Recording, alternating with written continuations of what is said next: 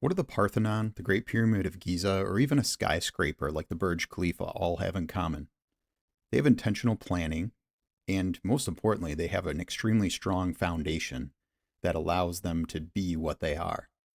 But what does that mean for you financially? Well, most people spend the majority of their lives chasing some sort of investments or income or returns, but they never stop to really consider, is the foundation that I'm building all these things upon strong enough to support all of it? Today I want to talk about four different foundational concepts that every person, family, and business typically will face in their financial lives, and also how the infinite banking concept becomes and creates the solid foundation upon which you can build upon. One of the things I love to do and help people with is helping them forge the strong foundation in their lives. And strength isn't built simply by chasing the next latest and greatest thing. True foundational strength is built intentionally. It's thinking about what are some of these core underlying drivers, core underlying things that are happening in my life, and how do I put myself in control of them and build a foundation that isn't going to be shaken. It's common in the financial world that we are constantly being asked to choose between growth or access with money. And I think that's one of the biggest challenges that we typically see in the financial spaces is that you can either use the money or you can try to grow the money someplace, but very rarely is there any talk about access, where we can not only have something working for us, but also be able to access it at the same time. A really strong financial foundation should allow capital to remain productive and still form the strong foundation upon which other things can be built upon. So in the case of the infinite banking concept and how this ties into what we're talking about with this concept of, storing or use, and in this situation, the infinite banking concept allows us to use capital, allows us to deploy that capital so we can, all while it's growing, so we can not only create a foundation for protection, create this foundation for which we can build other sources of wealth upon, but it gives us access to that capital so we can go generate additional income streams or maybe start a new business or become more productive in some way, shape, or form. It's this baseline for our money. It's this baseline that we can build upon that allows us to go do all the other things we were going to do. If somebody wanted to, say, take some of that capital and go invest it in the markets, sure, somebody can still do that. Those are some of the great things that this system allows us to do, is it puts us in control of all that different money flow that's coming in and out of our hands throughout the course of a year. The next concept that I think is really important to think about is protection. And that's one of the things that's inherently built into the infinite banking concept is protection, because it's using a protection-based product that we use for the concept of banking or the process of banking. But most importantly, it's providing protection. And it's providing protection not only for our loved ones, but also it's providing protection for assets as a whole. So not only are we able to go use that capital for all those other things, but it provides that downside protection that perhaps we wouldn't have if we were using some other sort of asset.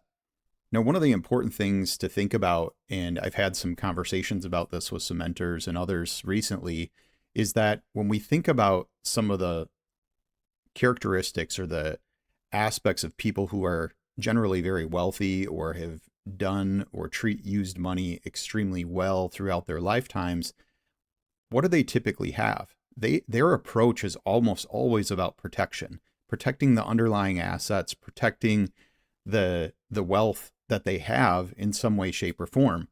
And when we think about the infinite banking concept, we're creating security, we're creating obviously death benefit protection, but we're really creating a lot of stability during uncertain times more than anything else, because we have this pool of capital that we can rely on or tap into when we need it. So that's a big thing that a lot of wealthy individuals are typically looking for. So when they're purchasing or going out and looking at new assets, new acquisitions, they're almost always looking at how is this asset protected? How is this asset going to have the control that I need? And then they start thinking about, well, what are the returns I can use this asset for? How could I leverage this asset for this or that? So there's nothing wrong with taking a protection first approach, because it's creating that foundation that we kind of build on. Protection is one of those key pillars that we can build on in our financial lives. And I would just challenge any of you that if you don't have some sort of protection in place for your current and future income, I highly recommend that you talk to me about it. Let's get some time on the calendar and figure something out to make sure that you have those key pieces in place, because nobody's going to be doing this for you. And what you have at your workplace is only going to be sufficient for a little while. And it's, how long do I want my family to be protected for in the event that I'm not here? And it's not just about that. It's more so about protecting your other aspects of your financial life as well. And that's part of that conversation. So in wrapping this one up, it's really that wealth without protection is really just being built on unstable ground. It's like the man who built his home on the sand. As soon as the floods came, as soon as the water came, it was washed away. But yet the person who builds on a rock, like when they build on that stable foundation, that it's protected. It's not going to go anywhere. That foundation's not going to shift when, the storms hit. Now, if you found this valuable so far, I would appreciate it if you could like and subscribe. For more content, I plan to do more videos along this line. So, reach out, comment, whatever. I'd love to hear from you, and we'll keep going here. Now, most people tend to think that they're only in one business. So, and what I mean by that is their current job or their current source of income. However, everyone is actually in and participating in the banking business. And that's something that most people miss. It's not taught by the current financial gurus, the financial entertainers. Almost no one talks about the process of banking. And what that is, the process of banking is the flow of money at a cost in some way, shape, or form. And it's controlling those flows. That's where the profit can come in and be very valuable. That's why banks are so successful, because they are controlling those capital flows in and out. And they're using the money that gets deposited into their institutions to go create more beneficial type investments, beneficial type assets for their particular bank. Now, no one teaches us this. There's really 5 components of the banking function. You have the depositor, you have the borrower, which is the 2 pieces that we tend to be taught. But yet there's the lender, there's the banker, and the bank owner, which are generally profit generating pieces of that banking function.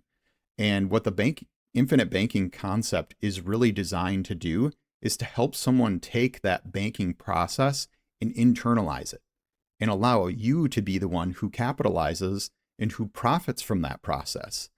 That's really the core process behind the infinite banking concept, is controlling those flows of income throughout your lifetime. And while that's happening with the tool that's used for that process, it's going to create continuous long-term growth and protection at the same time. So you can see how this begins to forge this foundation that you go build everything else upon, because everything that comes in and gets stored, it's in a place you own and control.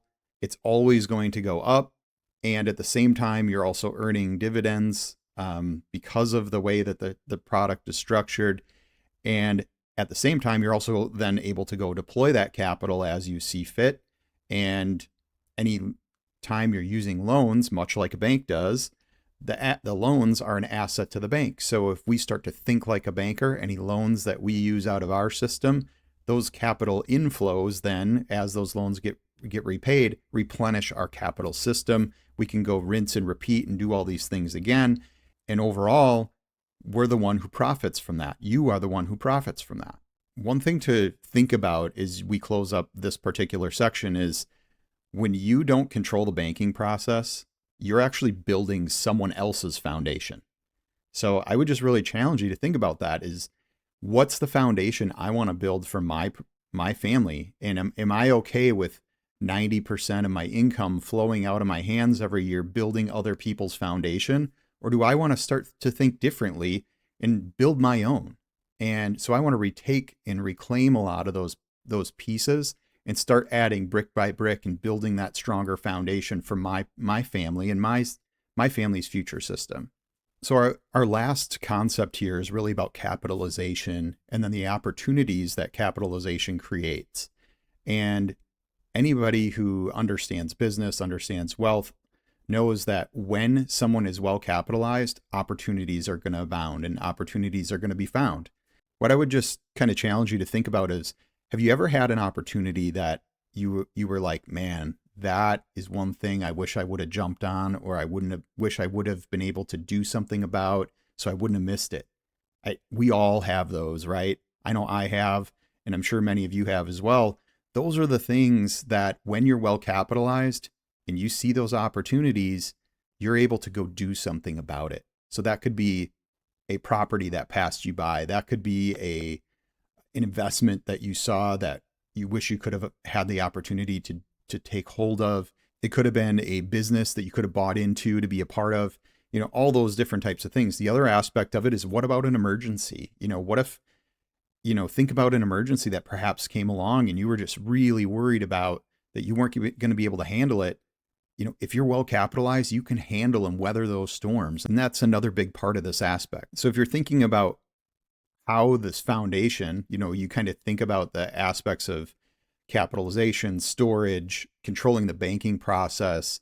Those are some of the things that build this foundation. And then when we talk about building upon it, it's the opportunities that come when we have this capital, when we are properly capitalized. We can see these different opportunities to then build upward and build outward in a way that maybe we didn't think was possible. So I would just challenge you to think about, what am I doing in my life that's helping to build some of these foundations, at least financially? I think one of the last things to think about as we're talking about capitalization is that opportunity is often going to favor the person who's prepared. And if we are not properly prepared through the capitalization process and having ready access to capital, we're not going to be able to capitalize on those situations. So just something to think about there in how can you take the time to create a system that's going to allow all these foundational concepts to get applied in your particular situation. As I close up today, again, this is about creating the core concepts of building a strong financial foundation where we are going to allow money to be useful at the same time that it's building and working for us. Separately, we're going to create a strong foundation of protection so that you and your family are well protected into the future. Third, we're going to be looking at getting greater control over that capital, greater control over the banking process, which is happening to us unless we choose to act, and then it's happening for us. And then lastly, it's about building opportunities through that capitalization. And we can create opportunities, or opportunities will find us when we become well capitalized. In all of my experience, the one thing that has come through time and time again is the infinite banking concept is that core piece that fits in and creates that strong foundation which we can build upon. It allows us to be able to go do all those other things we were planning, but it does so in a way that creates stability, creates strength, and it's that long-term thinking that Nelson Nash lays out in one of his first principles, is thinking long range and being able to set that stage for those next generations to come. And so if that's something that you're interested in, I'd love to talk to you about it. If these sort of concepts are kind of brewing in your mind, or you've been thinking about them, let's talk about it. Click the links below, get in touch with me, get some time on the calendar. Let's talk about it. Let's understand where we can strengthen your foundation for you and your family's future, and then go look for where those opportunities might exist once you become well capitalized. I'd love to hear from you. Feel free to like, comment, subscribe, and I'll talk to you again soon.